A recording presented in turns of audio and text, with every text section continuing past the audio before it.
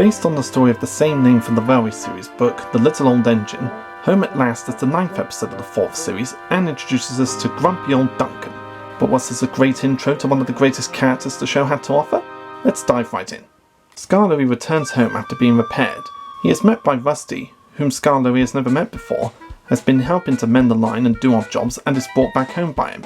Skarloey takes a liking to Rusty, believing he is a kindly sort of engine. Meanwhile, Peter Sam is depressed. He is still getting over his accident with the slate trucks and his damaged funnel and is eager to start working again. The Fat Controller tells him to take another day's rest and that he has a surprise for him, which turns out to be Skarloey. Peter Sam welcomes his friend back and tells him of a rude, rough, rocking and rolling engine named Duncan, who has arrived on the railway as a spare engine after Peter Sam's accident. Then Skarloey's driver arrives with news. Duncan is stuck in the tunnel and Skarloey must go help free him and rescue the passengers.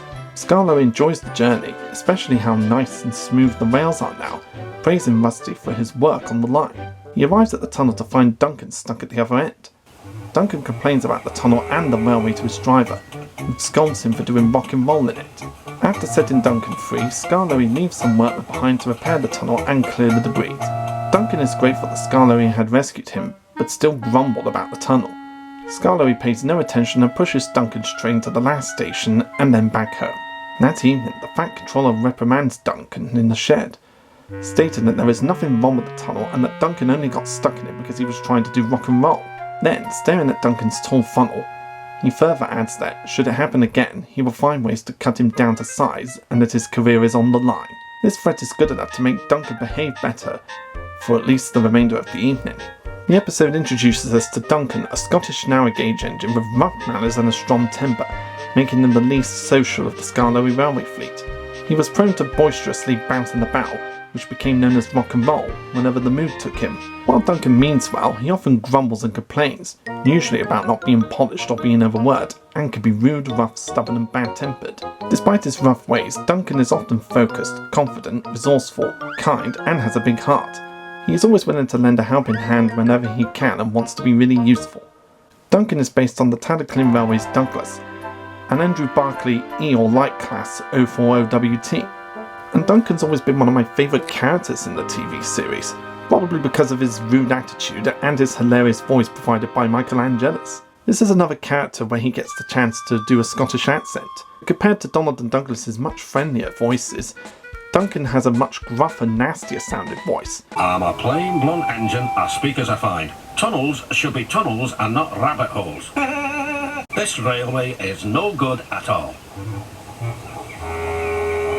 Don't be silly, snapped his driver. This tunnel is quite big enough for engines who don't rock and roll. Giving us the impression that he's a proper grumpy soul and has a lot to complain about. And even though he only has one line of dialogue in this episode, it's still a very funny one and defines him as a character. I also really love the scolding the Fat Controller gives to Duncan at the end of the episode, being his proper stern and severe self while being a little bit funny at the same time.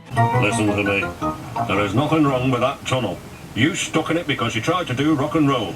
Tunnels are not dance floors, and you are not a pop star. If it happens again, he ended, ominously, I shall find ways to cut you down to size. In other words, your career is on the line. Need I say more?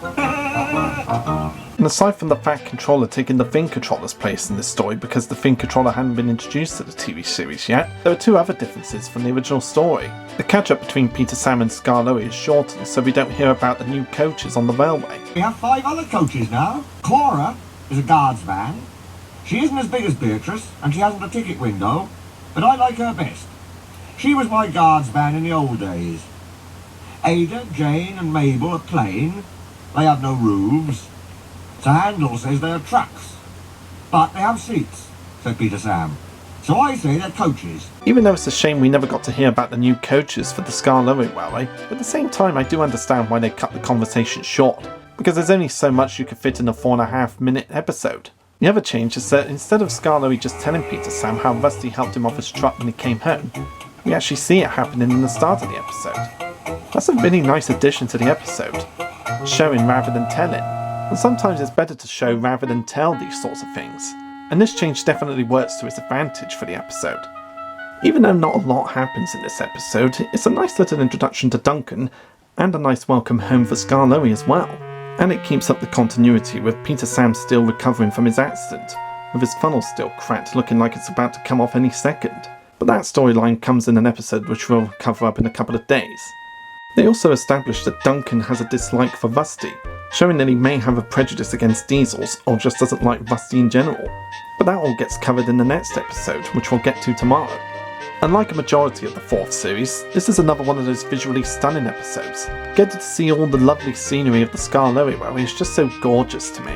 Getting to see the woods, the lakes, the tunnel, the bridges, it's just such a gorgeous looking episode. And this series is chock full of gorgeous looking episodes, as we'll see for the remainder of the series. While not one of the most spectacular episodes of Series 4, Home at Last is always one that I've really looked forward to watching since I was a kid, because of his introduction to Duncan, some of the funny moments and the welcome home for Skarloey. It's a great introduction to one of the greatest characters of the TV series in my opinion, and it's an episode you definitely don't want to miss.